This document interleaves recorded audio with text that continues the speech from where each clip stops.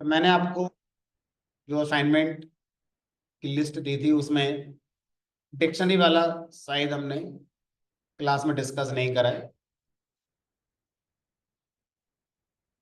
ये हमारा पेंडिंग चल रहा है।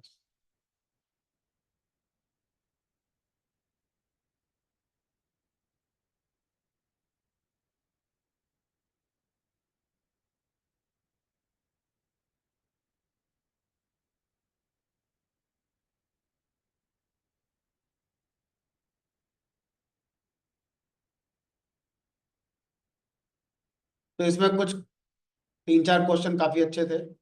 बाकी क्वेश्चन तो बहुत सिंपल सिंपल हैं। एक बार अगर हम देखें तो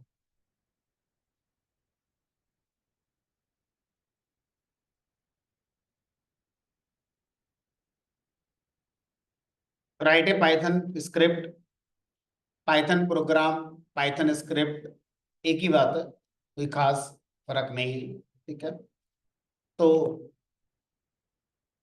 जनरली अगर हम एक मार्केट के अकॉर्डिंग देखें तो प्रोग्राम जनरली लोग उसको कहना पसंद करते हैं जिसको कंपाइल किया जाता है, और स्क्रिप्ट कहना पसंद तब करते हैं जब उसको इंटरप्रेट किया जाता है।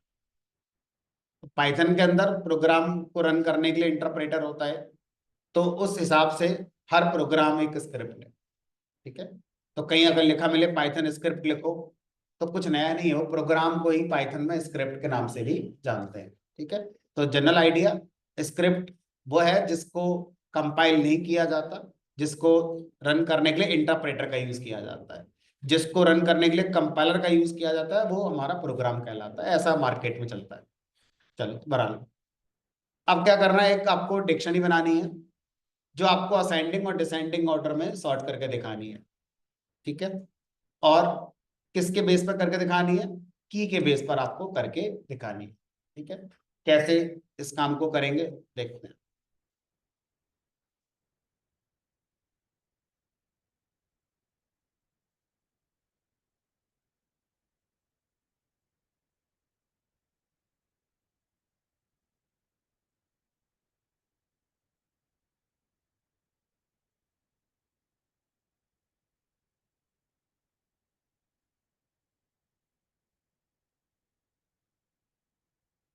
मान लीजिए कोई भी डिक्शनरी मैंने एक डी नाम से बना ली, और इस डिक्शनरी के अंदर कोई भी की रख दी, मान लो 10। इस पर वैल्यू एप्पल कर दी। दूसरी डिक्शनरी मैंने 5 कर दी, इस पर वैल्यू मैंने मैंगो कर दी। और तीसरी मान लो मैंने यहाँ पर 12 कर दी, और यहाँ पर वैल्यू मान लो बनाना कर दी। अब आप इस डिक्शनरी को जब प्रिंट कराएंगे तो बाय डिफॉल्ट डिक्शनरी जिस ऑर्डर में बनाई गई है उसी ऑर्डर में आउटपुट दिखाती है।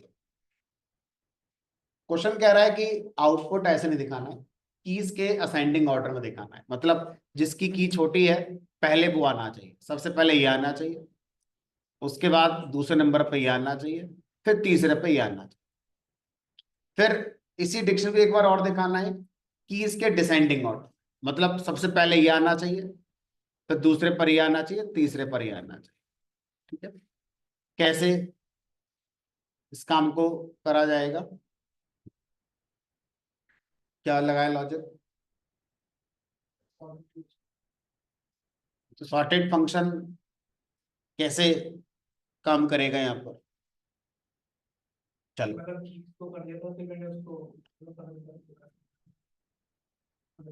चलो देखो।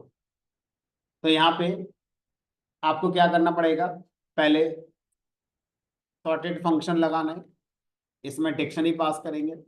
सॉर्टेड फंक्शन क्या करेगा, आपको कीज को असेंडिंग ऑर्डर में सॉर्ट करके दे देगा। ठीक है। अब मुझे क्या करना है, मुझे एक नई डिक्शनरी बनानी है। मान लो उसका नाम मैंने D2 कर दिया जो कि खाली है।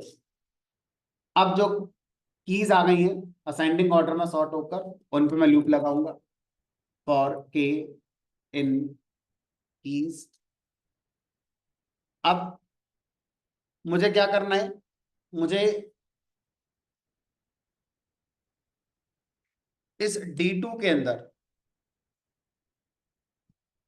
इस K को की बनाना है, और इसकी वैल्यू कहां से आएगी, जो D नाम की डिक्शनरी है वहां से आएगी। तो D के अंदर इस की जो वैल्यू है वो हमारा इस की पर वैल्यू बनकर असाइन होता है। अब अगर मैं D2 को प्रिंट कराऊंगा तो देखो ये आपका कीज के असेंडिंग ऑर्डर में आपका रिजल्ट आ जाता है। और अगर आप कीज के डिसेंडिंग ऑर्डर में करना चाहते हैं, सब कुछ यही, सिर्फ आपको क्या करना है, सॉर्टेड फंक्शन में लिखना है रिवर्स इक्वल टू, तो आपका डिसेंडिंग ऑर्डर में आ जाए। ठीक है, तो ये आपका पहला वाला क्वेश्चन हो गया जिसमें आपको ये काम करना था। अब दूसरा प्रोग्राम तो बड़ा ही आसान था। दूसरा प्रोग्राम था कि पहले वाली जो डिक्शनरी है मानी है इन्होंने, इसमें एक नया आइटम ऐड कर दो। मतलब सिंपल सी कोई डिक्शनरी मान लो अपने आप, चाहे वही मान लो, कोई दूसरी मान लो, और आपको क्या करके दिखाना है, डिक्शनरी में एक नया आइटम ऐड करके दिखाना है। तो मान लो 0 की पर 10 वैल्यू है, और 1 की पे 20 वैल्यू। इनिशियली जो डिक्शनरी है वो ये है।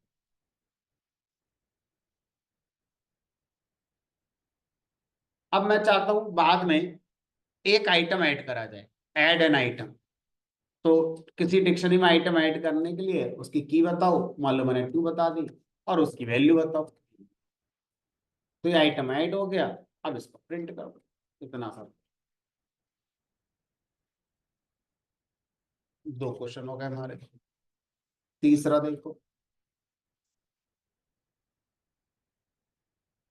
तीसरा क्वेश्चन था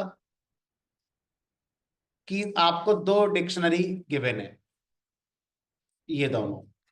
ठीक है, अब इन दोनों डिक्शनरी को कॉन्कैट करके 3 डिक्शनरी है, तीनों को कॉन्कैट करके नई डिक्शनरी बना दी। 3 डिक्शनरी, इनको कॉन्कैट करके ये डिक्शनरी बनानी है, यानी कि 110 220 330 430 सब कंबाइन होकर एक में। तो पहली डिक्शनरी ये हो गई, मान लो D1 D2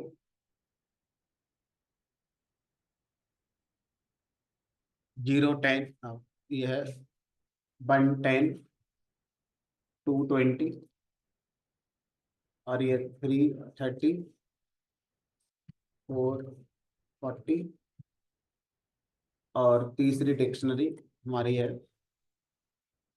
जिसमें 550 और 660। अगर मैं मल्टीपल डिक्शनरी को कंबाइन करके एक नई डिक्शनरी बनाना चाहता हूं तो उसके लिए बिटवाइज और का यूज कर सकते हैं। अपडेट यूज करेंगे तो नई नहीं बनाएंगे, पुरानी वाली जो एग्जिस्टिंग है उसी को चेंज कर सकते हैं। बिटवाइज और लगाएंगे तो नई डिक्शनरी बनाकर आपको ये दे देगा।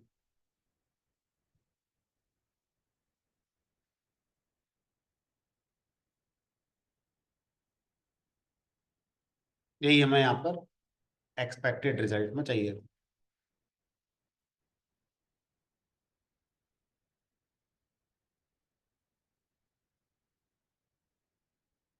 ठीक है, आगे बढ़ते हैं। तो मैं यही मान के चल रहा हूँ कि ये चैप्टर हमने पढ़ ही लिया है। तो जितना मैं लिख रहा हूँ इससे रिकॉल शायद कर पा रहे होंगे। एग्जैक्ट क्या डिक्शनरी है वो तो आपको रिकॉर्डिंग आपके नोट्स में ही पता चलेगा। चौथा क्वेश्चन है आपका, write a Python script to check if a given key already exist in a dictionary और नॉट। तो आसान था ये तो।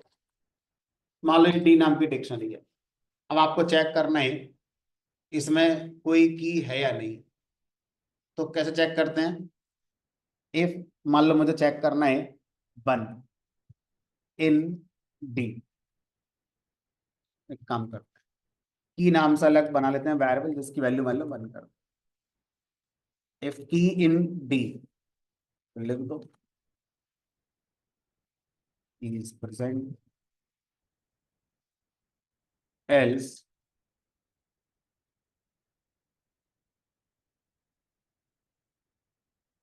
Is not.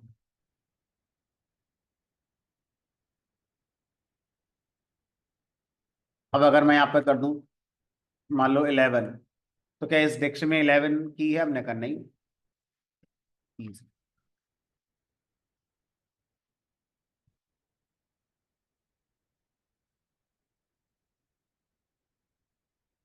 Right a Python program to iterate over dictionaries using for loop. तो आप क्या करें, डिक्शनरी को इटरेट करेंगे यूजिंग फॉर लूप।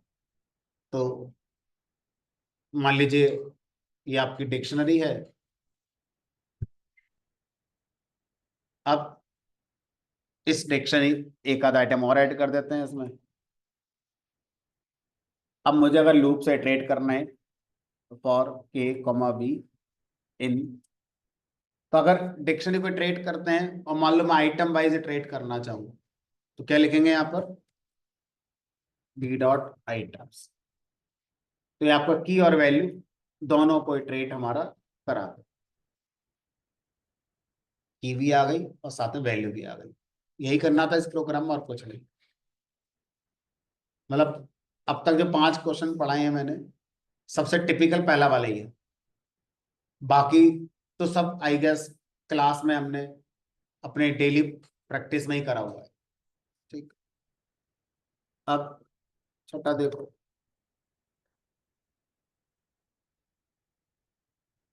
इसमें कहा जा रहा है आपसे कि आपको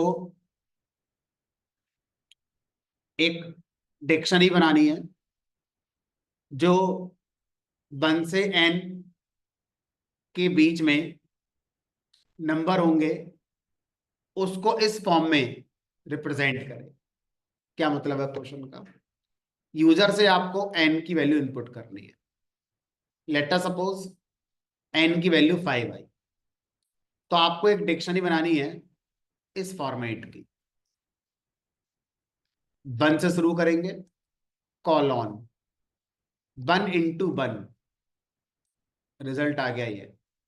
फिर 2, 2 into 2 कितना आ गया? 4। फिर 3, 3 into 3 9, 4 into 4 16, 5 into 5 20। अगर यूजर कहता 5 की जगह 3, तो बस यहां तक बनते। यूजर कहता 50, तो बनाते चले जाओ। तो 1 से लेके n तक इस फॉर्मेट की डिक्शनरी चाहिए जिसमें पहला वाला की बनेगा, दूसरा वाला वैल्यू बनेगा। तो अब यूजर से पहले हम n की वैल्यू इनपुट करेंगे इंटीजर टाइप की।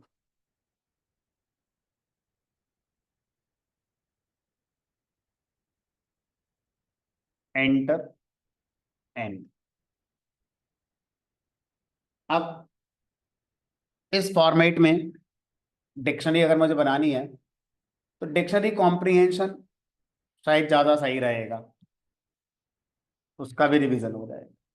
ठीक है। फॉर आई इन रेंज 1 से लेकर कहां तक? n+1 तक। क्योंकि अगर मैं n लिखूंगा तो ये एक्सक्लूसिव होगा, तो मैं n भी साथ में लेकर चलना चाहता हूं। और यहां पर i कॉलॉन i इंटू,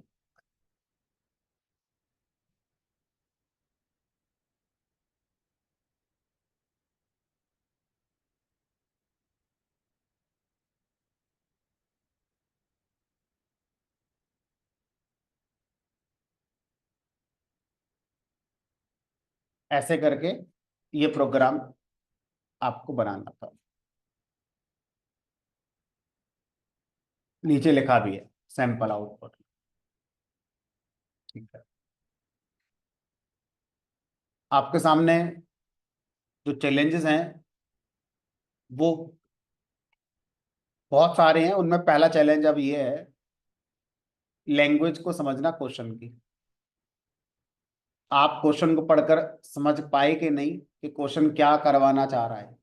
अगर वो समझ में आया तो अगला चैलेंज आएगा कि क्या लिखने से ये होता है।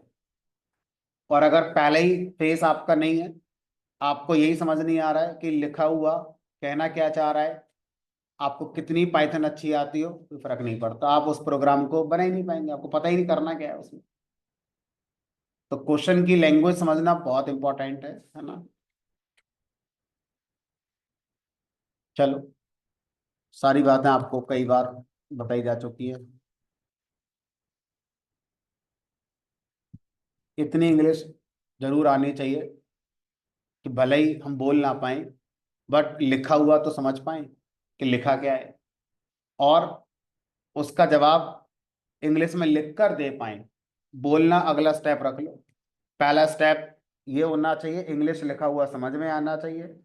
इंग्लिश लिखा हुआ हम लिख पाए, अपनी बात दूसरे को समझा पाए। इतना आने के बाद अगला पड़ा होगा कि अब सामने वाला जो इंग्लिश में बोल रहा है वो हम सुन भी पाए और समझ पाए, और उसके जवाब को इंग्लिश में फिर बोल भी पाए। ये अगला फेज होगा।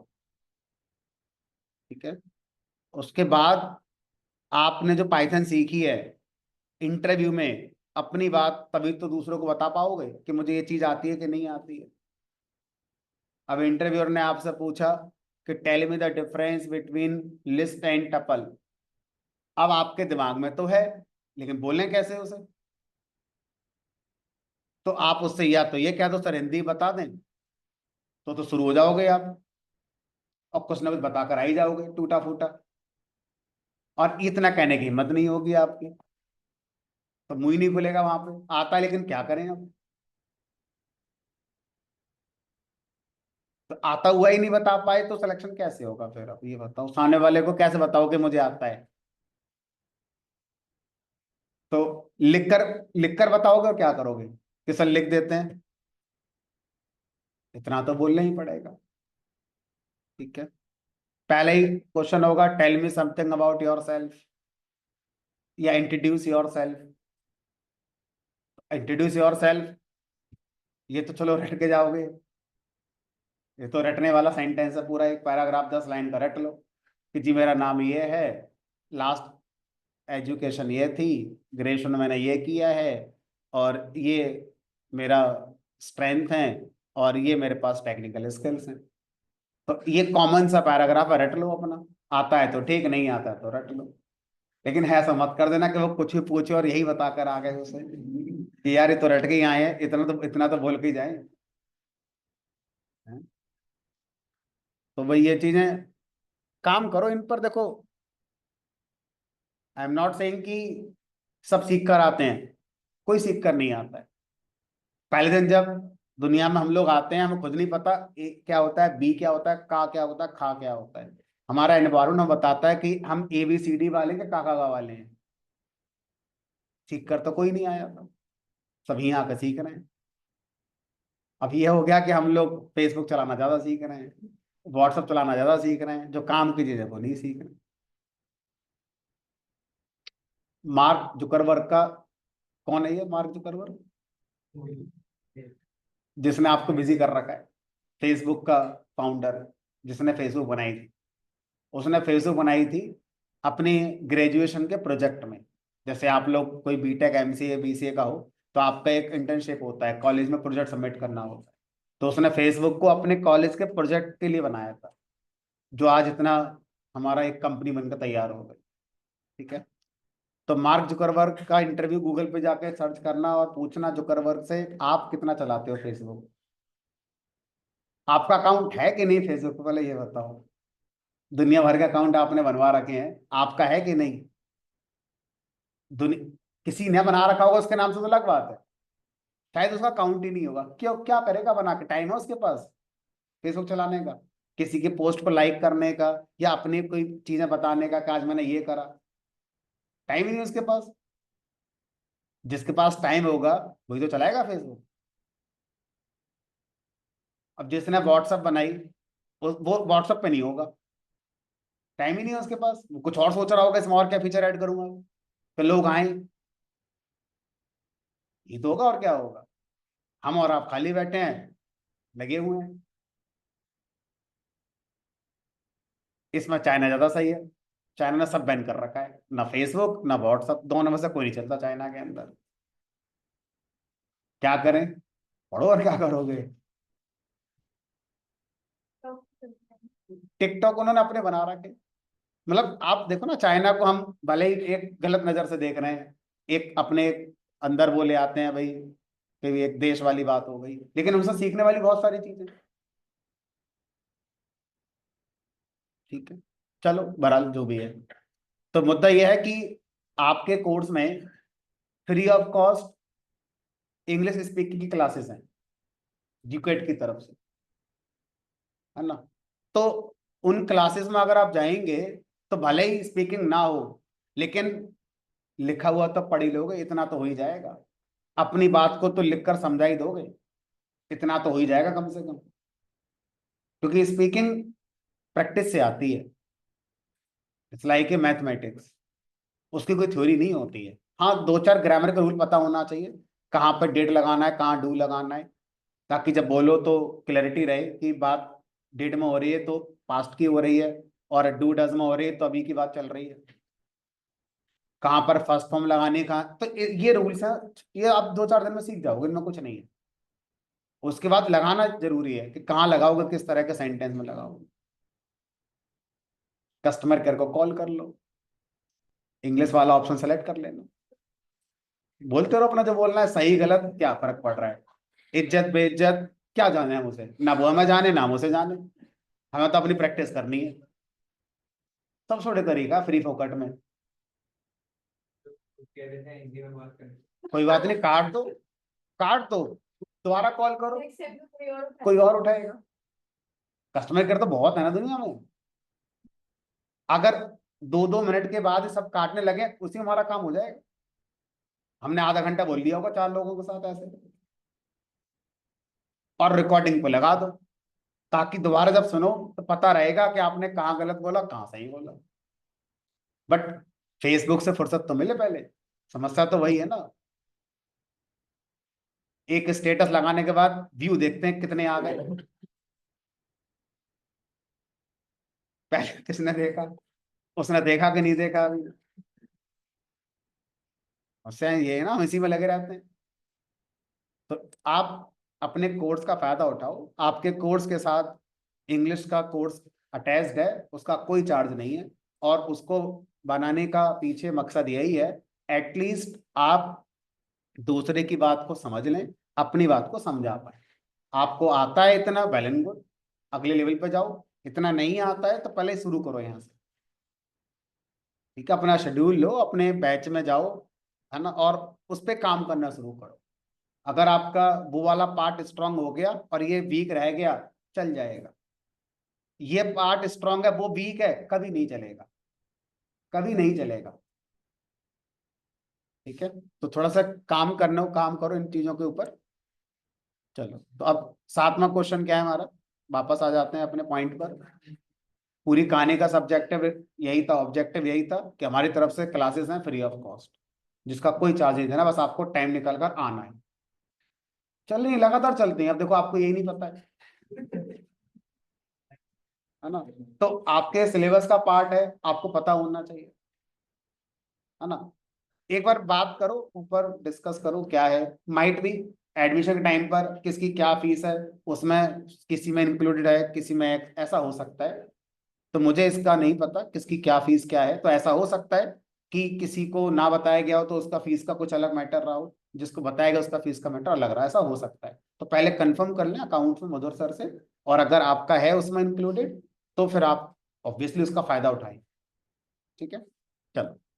तो अब अगला है, write a Python program to remove a key from dictionary. अब ये जो क्वेश्चन है, अगर हम इसको पाइथन के पॉइंट से समझने की कोशिश करें, तो कभी भी डिक्शनरी से सिर्फ की रिमूव नहीं हो सकती। और ना ही कभी वैल्यू रिमूव हो सकती है, पूरा आइटम ही रिमूव होगा जब होगा तो यहाँ पे कहने की बात यही हो रही होगी कि आप की के बेस पर आइटम को रिमूव करके दिखाइए। इस क्वेश्चन का जो कॉन्टेक्स्ट रहा होगा वो ये कॉन्टेक्स्ट रहा होगा। ठीक है, चलो तो अब कोई डिक्शनरी बना लेते हैं।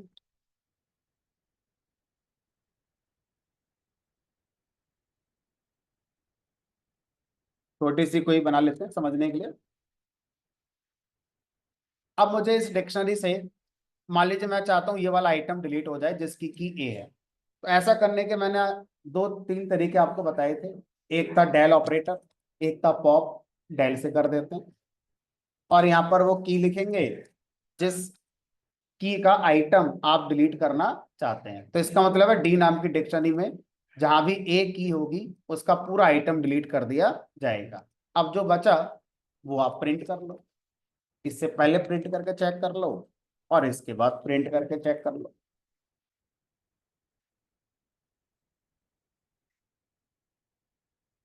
ठीक है, तो ये हो गया आपका सेवेंथ क्वेश्चन। एट्थ क्वेश्चन क्या है?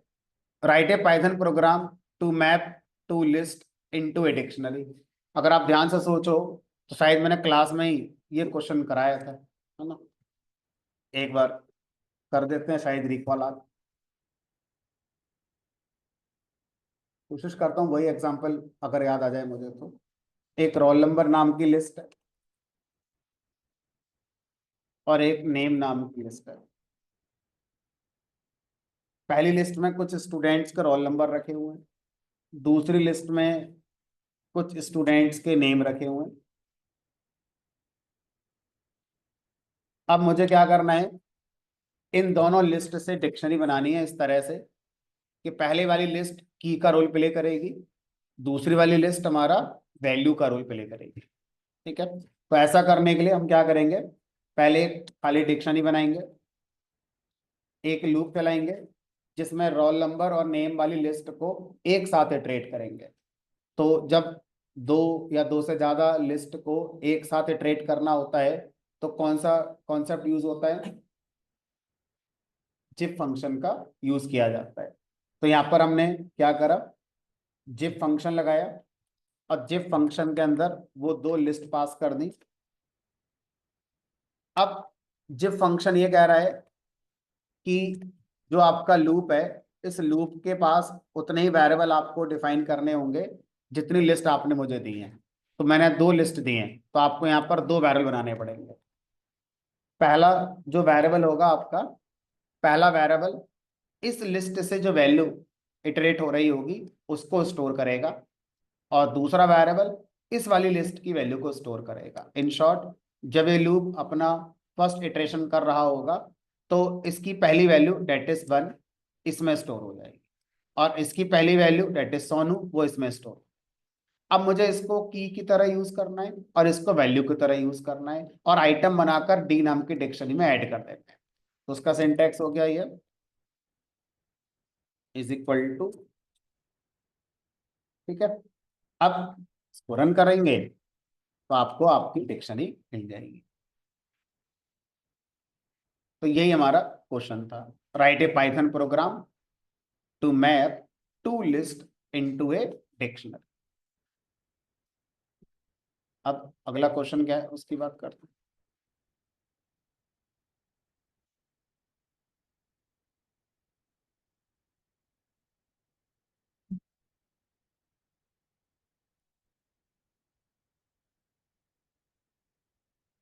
नाइन्थ क्वेश्चन है, write a Python program to remove duplicates based on values from dictionary.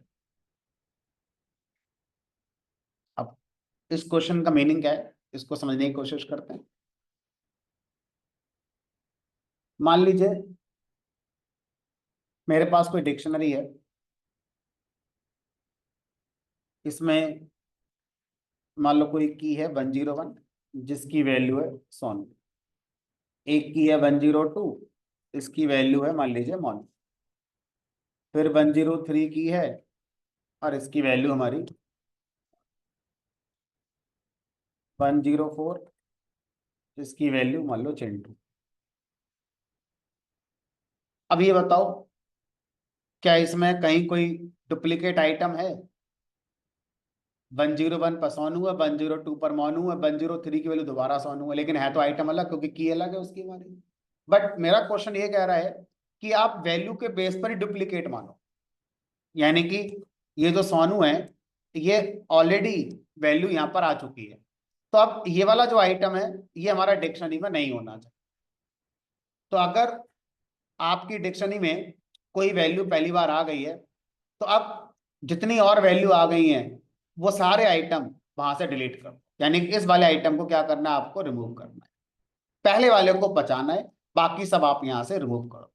हो सकता है एक और आइटम आ जाए 104, और उसका भी वैल्यू सोनू हो।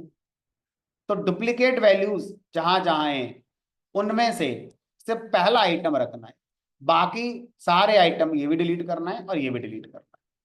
ये एक अच्छा क्वेश्चन है। ठीक है, अब कैसे करेंगे इस काम के लिए?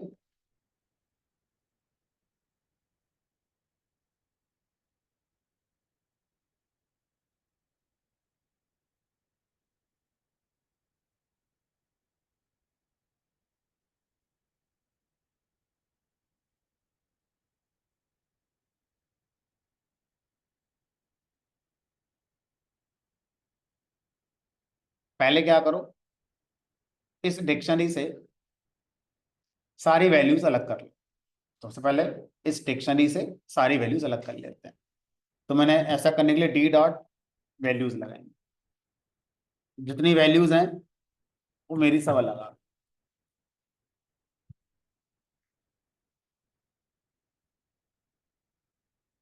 ठीक है, अब मुझे क्या करना है, मुझे यहाँ पर हर वैल्यू का काउंट पता करना है कि कौन सी वैल्यू कितनी बार हमारी आई हुई। ठीक है, तो अब कैसे पता करें कौन सी वैल्यू कितनी बार हमारी आई हुई है? तो यहाँ पर हमने क्या करा, इस बी पर लूप चलाया, फॉर आई इन बी,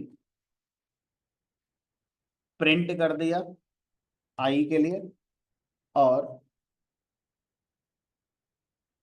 काम करते हैं इन वैल्यूज को पहले लिस्ट में कन्वर्ट करते हैं, ताकि मैं लिस्ट के जो मेथड्स हैं उनका यूज कर पाऊँ। और यहाँ पर बी डॉट काउंट मेथड है, काउंट ऑफ आई। अब देखो, सोनू 3 बार है, मानू 1 बार है, फिर बता रहा है सोनू 3 बार है और सोनू 3 बार है। ठीक है, इसका मतलब जिसकी काउंटिंग एक से ज्यादा बार है, वो कौन है? वही हमारा ऐसा आइटम होगा जिसको हम डिलीट करना चाहते होंगे। अब कैसे इस लॉजिक को कंप्लीट करें? तो अब यहाँ पे कंडीशन आप अपनी लगा सकते हैं कि आप उन्हीं वैल्यूज को लेकर आए जहां पर if B dot count of I is greater than 1। तो इससे आपको वो वैल्यूज मिल जाएंगी जिनका काउंट एक से ज्यादा है, और ऐसी वैल्यूज को एक और लिस्ट में स्टोर कर लो, B2 डॉट अपेंड ऑफ। देखते हैं हमारा लॉजिक क्या कहता है। एक ही है कौन हमारा, सोनू सोनू सोनू। अब एक काम करो कि अगर कोई वैल्यू ऑलरेडी जिसका काउंट एक से ज्यादा है, अगर वो B2 में आ चुकी है, तो उसको दोबारा ऐड करने की कोई जरूरत हमारी नहीं है। तो यहां पर एक कंडीशन लगाएंगे, and I not in B2। ठीक है, अब एक काम करते हैं, कॉन्सेप्ट को और अच्छा करने के लिए एक और 105 ले लेते हैं, और इसकी वैल्यू भी क्या कर दी मैंने, मानू कर दी। तो सोनू और मानू ऐसे हैं जो एक से ज्यादा बार आए हैं, डुप्लीकेट हैं। ठीक है, देख लो, यहाँ पर सोनू है, यहाँ पर सोनू है, यहाँ पर सोनू है।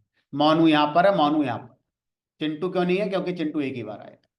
तो मुझे B2 लिस्ट के अंदर इस क्वेश्चन का आंसर मिल गया कि इस डिक्शनरी में वो कौन सी वैल्यूज हैं जो डुप्लीकेट हैं, एक से ज्यादा बार हमारी आई हुई। ठीक है, अब आगे बढ़ते हैं। लॉजिक अब ये लगाना है कि B2 लिस्ट में जितनी वैल्यूज हैं उन सारी वैल्यूज को डी डिक्शनरी के अंदर मैच करो, और अगर मिल जाए तो फिर उस वैल्यू का जो आइटम है वो डिलीट कर दो। लेकिन पहला वाला छोड़कर बाकी सारे आप क्या कर दो? डिलीट कर दो। ठीक है, तो कैसे करें इस काम के लिए?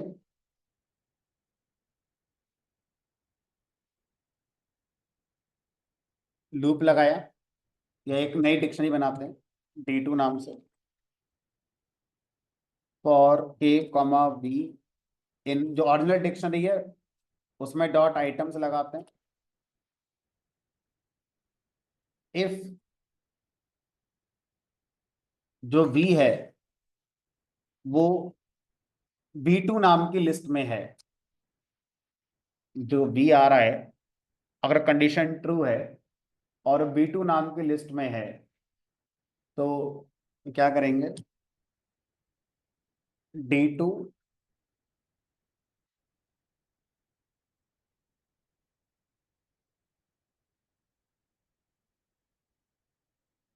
डिक्शनरी के अंदर उसकी की लेकर आ गए और उसकी जो वैल्यू थी वो लेकर आ गए।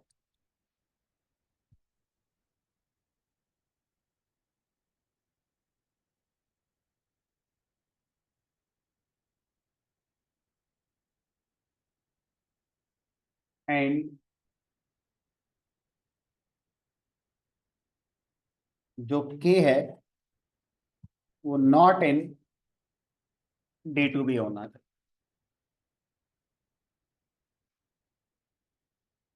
अभी इसको देखते हैं। 101 सोनू आ गया, 102 मोनू आ गया, 103 सोनू फिर से आ गया। ये नहीं चाहिए तो सर एज इट इज ही आ गया। इफ V इन V2 है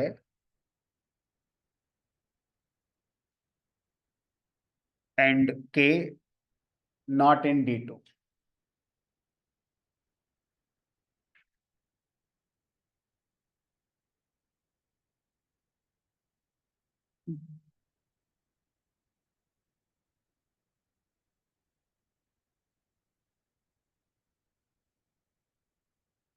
किसी ने करा हो तो बताओ जरा एक बार क्या लॉजिक है। ये अनपैक कर दिया था पहली डिक्शनरी को, तो ऊपर है डिक्शनरी है, हाँ तो पहले अनपैक कर दिया था। और उसके बाद एक लिस्ट में वैल्यूज को, टपल में वैल्यूज को स्टोर करना चला गया, हाँ। मतलब फॉर लूप लगा करके।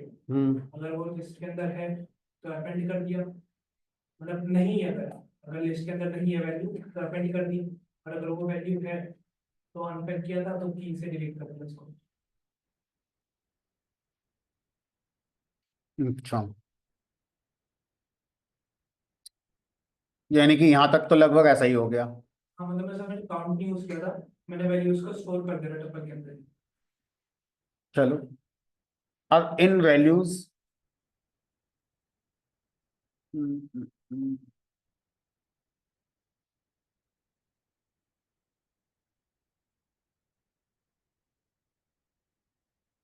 K.V.D.आइटम्स, इफ जो डिक्शनरी में वैल्यू आई है वो इसमें है, होगी होगी, एंड के यानी उसकी की D2 में ना हो। फिर इससे करते हैं ना, कि हम सेम एक ही करके आइडेंटिफाई करते हैं, और अगर वैल्यू अगर हमारे और वैल्यू को हम एक लिस्ट में डालते रहेंगे, अगर वो वैल्यू दूसरी लिस्ट में ऑलरेडी है तो हम ना, और अगर नहीं है तो ऐड हो गया। ठीक है, फिर तो इस तरह से हमें यूनिक वैल्यूज मिल जाएंगी। तो यूनिक वैल्यूज तो हमें वैसे ही मिल गई, यहाँ पर ये आ गई। और साथ में वैल्यू भी आएगी, फिर बाकी के सॉन्ग और उसकी टीम करने वो आएंगे। चलो चलो ठीक है, एक बार जो बता रहे हैं, तो पहले डिक्शनरी को ट्रेड कर रहे हैं और के comma be in D dot items, ठीक है। फिर इसमें हमने एक और लिस्ट बना ली है जिसमें हम वैल्यू शुरू करेंगे। एक खाली खाली लिस्ट बना ली, अब एक खाली डिक्शनरी बना लेंगे। एक खाली डिक्शनरी बना ली,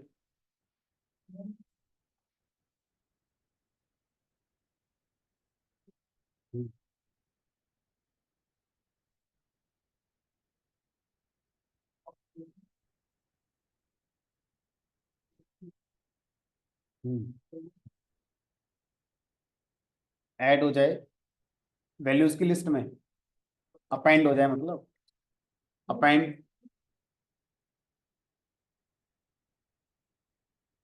तो जो वैल्यूज लिस्ट है वो तो खाली चल रही ना,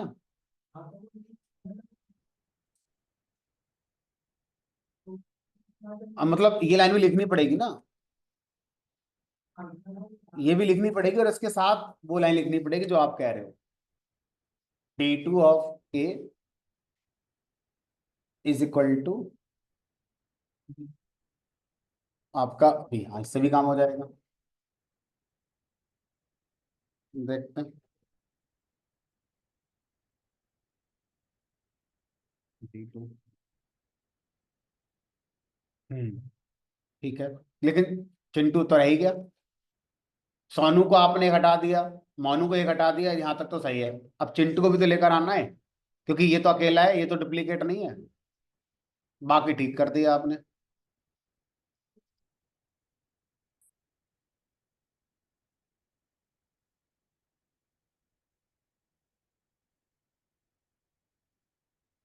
इनको आएगा ना चिकन की एक 104 है वो सोनू ही हो गया 104 है इसकी 104। अच्छा, शायद मैंने कुछ गलत कर दिया।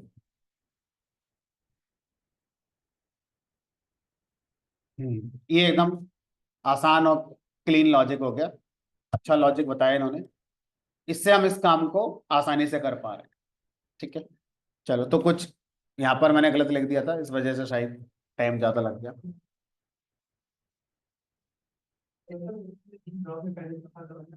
अगर हम पहले रखना चाहते हैं तो कैसे करेंगे? उसके अंदर लूप लगा के कोई काउंटर लगाते हो कि अगर ये वैल्यू अभी आई है तो काउंटर बन, अगली बार अगर वो वैल्यू आए तो फिर स्किप कर दें, यानी कंटिन्यू कीवर्ड लगा के। उसमें कंटिन्यू सोच रहा था मैं कि पहली बार तो सही है, अगली बार जब आए तो कंटिन्यू, मतलब वो आगे काम ही ना हो ऐड होने वाला डिक्शनरी के अंदर, ऐसा कुछ सोच रहा था मैं। बट ये ज्यादा आसान लॉजिक रहा देन जो मैं सोच रहा था उससे। ठीक है, चलो अब अगला देखो। अगला तो बहुत आसान है भाई। अगला ये है कि आपको ये चेक करना है कि कोई डिक्शनरी खाली है कि नहीं है। तो कोई डिक्शनरी खाली है नहीं, तो उसके लिए तो आप क्या करो, if length of D is equal to 0, इसका मतलब डिक्शनरी की लेंथ क्या है, 0 है, मतलब डिक्शनरी एम्प्टी है। और अगर लेंथ इसकी 0 नहीं है, 1 2 3 कुछ भी है, तो नॉट एम्प्टी।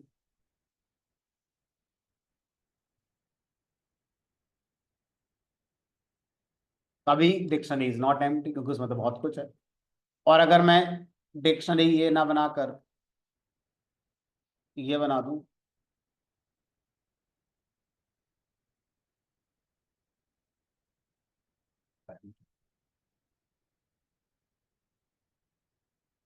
दस क्वेश्चन में दो ही क्वेश्चन अच्छे थे, पहला वाला और ये आपका 9th वाला।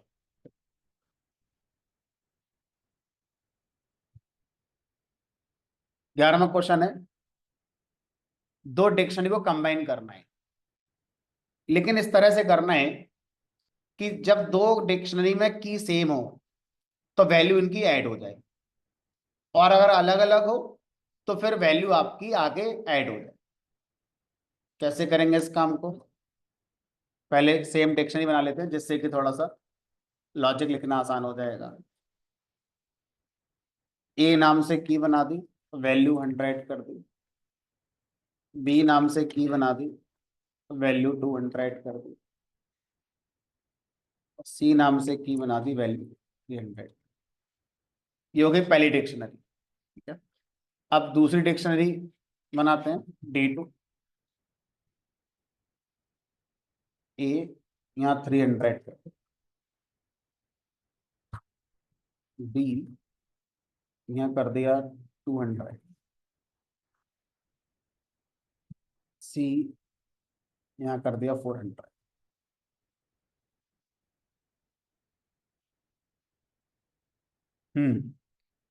बताओ उसका लॉजिक क्या बनेगा। जहां पर की सेम है, मैंने तो सेम ही कर दी, A B D। जहां पर की सेम है वहां पर क्या होना चाहिए हमारा, डिक्शनरी में वैल्यू ऐड हो जाए। ए की वैल्यू 400 हो जाए, बी की वैल्यू दोनों को जोड़ दो 400 या जो भी होनी थी। ये दोनों अलग अलग हैं तो ये दोनों अलग अलग डिक्शनरी में ऐड हो जाए।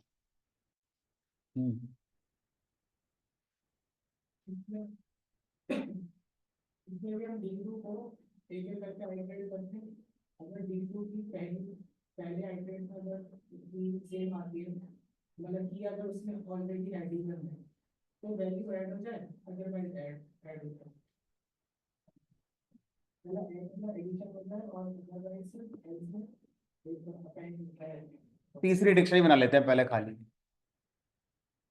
ठीक है, और D2 डिक्शनरी या D1 जिसमें भी इटरेट करना चाहो आप कर सकते हो। मतलब D2 को इटरेट कर लिया। अब चेक करो कि जो D2 की जो की आई है, दैट मीन्स के, क्या वो D1 के अंदर मौजूद है।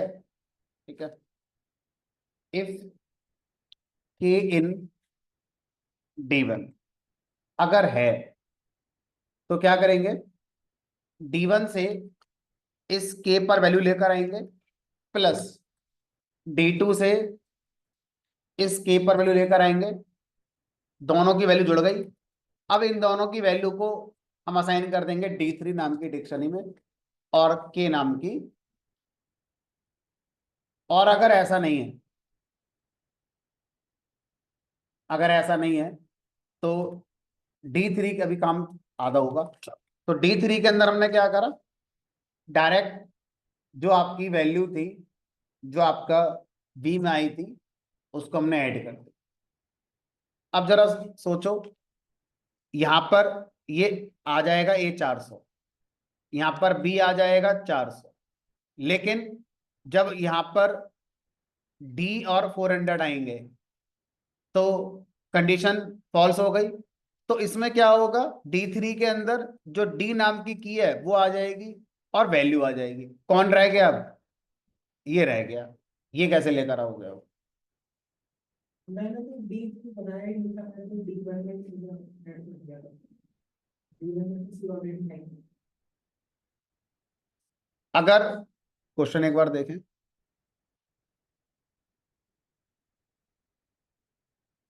मतलब अगर D3 ना बनाए तो आपका लॉजिक सही है कि भाई फिर क्या करो, D1 के अंदर ही क्या कर दो, उसको प्लस कर दो, और सी तो उसमें है ही और डी उसमें ऐड हो जाएगा। ठीक है, और अगर अलग बनाओगे तो एक थोड़ा सा काम मेहनत का करना पड़ेगा। वो ये कि D3 बनाने के बाद सेम इटरेशन D1 के साथ करनी पड़ेंगे आपको, और फिर आपको ऐड करना पड़ जाएगा। तो एक काम करते हैं, आसान कर देते हैं, D1 के साथ ही चलाते हैं। ठीक है, तो आप अगर ऐसा है तो जो D1 नाम की है इसकी वैल्यू ये हो जाए, एल्स D1 के अंदर ये हमारा ऐड हो जाए।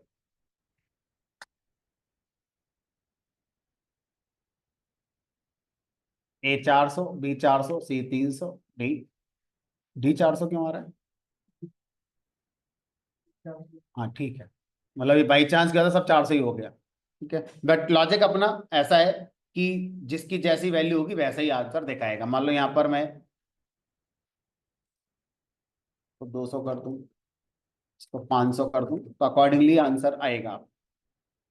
लॉजिक में कहीं 400 एक्सप्लिसिट नहीं लिखा है, लॉजिकली हम लोग चल रहे हैं। चलो 11वां क्वेश्चन, ये भी ठीक क्वेश्चन था। तो अब तक 11 में 3 ही क्वेश्चन थे जिसमें दिमाग लगा, टाइम लगा हो। 12वें में तो कुछ है नहीं ऐसा। डिक्शनरी को टेबल फॉर्मेट में प्रिंट करना। तो जो आप पूछ रहे थे पी प्रिंट, शायद इसी का कहीं कुछ पूछ रहे होगे। पी प्रिंट फंक्शन पूछ रहा था ना कोई क्लास में, कौन पूछ रहा था? बहरहाल जो भी है। तो अब मेरे पास मान लो कोई डिक्शनरी है, इसको मैं टेबल की फॉर्मेट में प्रिंट करना चाहता हूँ। तो ऐसे कर देते हैं, P value separator slash T लगा देता हूँ, for K comma B D1 dot items. कुछ है नहीं इसमें ऐसा, कॉमा बी सेम सेपरेटर लगा।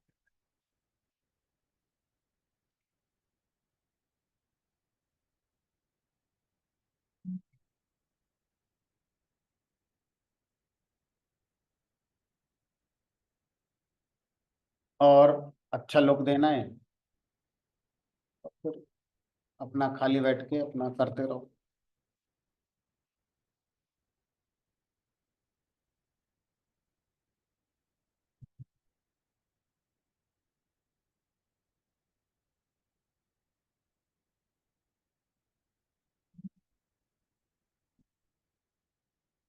एक पी प्रिंट नाम से फंक्शन होता है पाइथन में, वो फंक्शन टेबल फॉर्म में डायरेक्ट डेटा प्रिंट कर देता है। लेकिन वो पी प्रिंट फंक्शन पाइथन में डायरेक्ट नहीं है, आपको अलग से पहले डाउनलोड करके लाना पड़ता है। जब पढ़ा देंगे तो एक बार देख लेंगे। बड़ा फिलहाल ये इसका सोल्यूशन हो गया।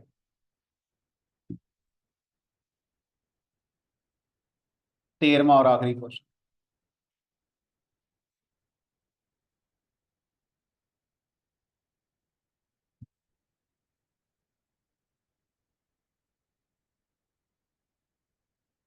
क्वेश्चन है, write a Python program to get the top 3 items in a shop.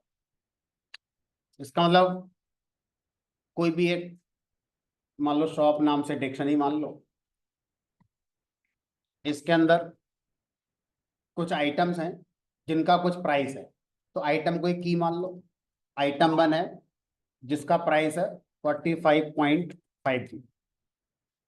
इस शॉप में एक और आइटम है, उसका प्राइस है 35। इसी शॉप में फिर एक और आइटम, आइटम 3 नाम से, और उसका प्राइस है 41.30, कॉमा आइटम 4, और ये है 55। आइटम 6, 5, और ये 20। क्वेश्चन ये कह रहा है कि टॉप 3 आइटम्स निकालने हैं। टॉप 3 आइटम मतलब बेस्ड ऑन वैल्यू निकाल ले। तो इसकी वैल्यू 45 है, इसकी 41 है, इसकी 40, यानी कि सबसे पहला आइटम ये हो गया टॉप 3 में। दूसरे नंबर पर ये आएगा, और तीसरे पे फिर हमारा ये आएगा। अब आपको इस बात का लॉजिक लिखना है। आइटम के प्राइस बदलते रहेंगे और आइटम आते जाते रहेंगे, लेकिन आपका लिखा लॉजिक किसी भी डिक्शनरी पर इस फंक्शनलिटी को इंप्लीमेंट करना चाहिए। बताओ भाई, कैसे करा इसको हमने?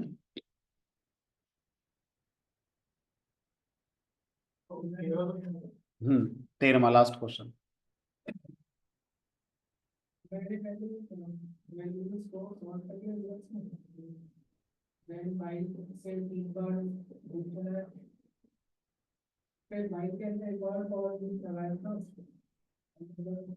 जो सॉर्टेड लिस्ट आई है हमारी वैल्यूज की रिकॉर्ड पर वो वैल्यू अगर फॉर्मूला किसी फॉर्मूला दूसरे उस सॉर्टेड लिस्ट के पहले वैल्यूज पहली वैल्यूज को मैच कराया कि डिक्शनरी में कौन सी है और फिर वो आप बताओ। ये किया था, पहले सॉर्ट किया उसको रिवर्स ऑर्डर में। मतलब मैंने वो क्या बोलते हैं, फॉर लूप के अंदर फॉर लूप होता है ना, nested for loop. Nested for loop वो किया। फिर वही सर से मतलब अनपैक कर दिया मैंने डिक्शनरी के बाद, और फिर उसकी जो मतलब वैल्यू है, दोनों वैल्यू को इक्वल किया, मतलब इक्वलेट किया कि भाई इक्वल है कि नहीं, अगर इक्वल है तो प्रिंट कर दिया, मतलब की और वैल्यू को, चलो मतलब उसी ऑर्डर में प्रिंट हो जाएगी ना वो, डिसेंडिंग ऑर्डर में की और वैल्यू। तो इसमें जो आप लोगों ने करा वैसे ही शायद किया जाएगा, थोड़ा सा बस वेरिएशन अपने अपने हिसाब से कुछ करा होगा तो करा होगा, क्योंकि सॉर्टिंग करने के लिए तो वही तरीका यूज करना ही पड़ेगा। आगे वाला कोई नेस्टेड लूप लगाएगा, कोई दो अलग लूप लगाएगा, वो शायद वेरी कर सकता है। ठीक है, चलो शुरुआत इसी से करते हैं। तो हमने सॉर्टेड फंक्शन में इस शॉप की वैल्यूज निकाली और इनको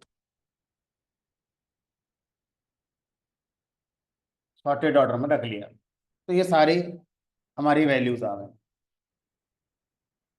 ठीक है, अब जो वैल्यूज आई, इन वैल्यूज में मुझे टॉप की 3 वैल्यूज निकालनी है। तो टॉप की 3 वैल्यूज अगर हम निकालना चाहें तो साथ ही साथ ऐसे कर देते हैं, टॉप 3 आ गई, शुरू की 3 वैल्यूज हमारी। जब डिसेंडिंग में कर दिया है तो इस तरह से आपकी आ जाएंगी। ठीक है, इसमें बस एक छोटा सा पॉइंट आएगा कि अगर दो वैल्यू बराबर हो गई तो भी सही चल जाएगा हमारा। अगर दो आइटम के प्राइस 55-55 है तो वही दोनों चाहिए हमारे लिए, तो ये चल जाएगा लॉजिक अपना। टॉप 3 वैल्यूज ये आ गई। ठीक है, स्लाइसिंग कर ली हमने। अब क्या करना है, मैंने आपको शायद डिक्शनरी की आखिरी क्लास, फंक्शन की पहली क्लास में एक लॉजिक लिखना सिखाया था कि वैल्यू दो और की ले जाओ। ठीक है, अब वैल्यू तो मेरे पास टॉप 3 में रखी हुई है, लूप लगाओ, वैल्यू से की लेकर आओ और एक डिक्शनरी में रखकर उसको दे दो। क्या मैं कहना चाह रहा हूँ वो देखो। तो मैंने क्या करा, एक नई डिक्शनरी बनाई अपनी डी नाम से, टॉप 3 पर लूप चलाया फॉर आई इन टॉप 3। ठीक है, अब क्या करना है, अब यहाँ पर हमें पता करना है कि जो ith वैल्यू है, ये ith वैल्यू हमारी कौन सी है, और कौन सी है तो उसकी की क्या है। तो इसका मतलब इसके अंदर वही लॉजिक चलेगा नेस्टेड वाला, for K comma V in shop dot items if ith value is equal to B. अगर है तो डी के अंदर के चला जाए और ये वाली वैल्यू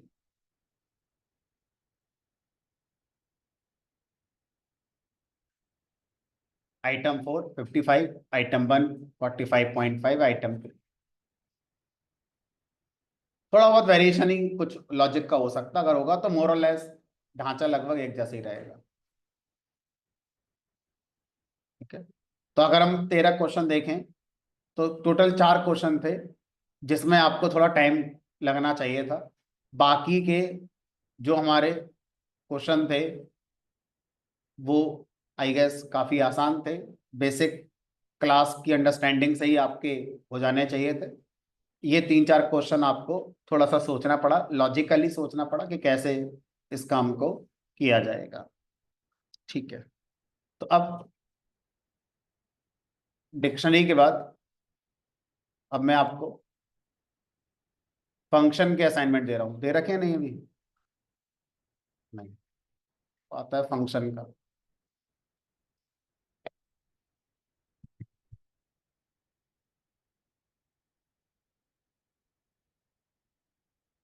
फंक्शन असाइनमेंट बहुत आसान है, मतलब कॉपी पेस्ट है। आप घर जाकर पढ़ोगे तो आप जब पढ़ोगे असाइनमेंट तो आपको लगेगा इसमें कुछ है ही नहीं, लेकिन वर्डिंग्स को ध्यान से समझना है। किसी फंक्शन में मैंने लिखा रिटर्न करना है, तो उस फंक्शन के अंदर से प्रिंट नहीं कराना है, रिटर्न करके कॉलिंग की जगह से प्रिंट करना है। और जहां मैंने रिटर्न नहीं लिखा है तो चाहे उस फंक्शन के अंदर आपको कर देना है। पैरामीटर आर्गुमेंट शब्दों को ध्यान से पढ़ना है, ठीक है।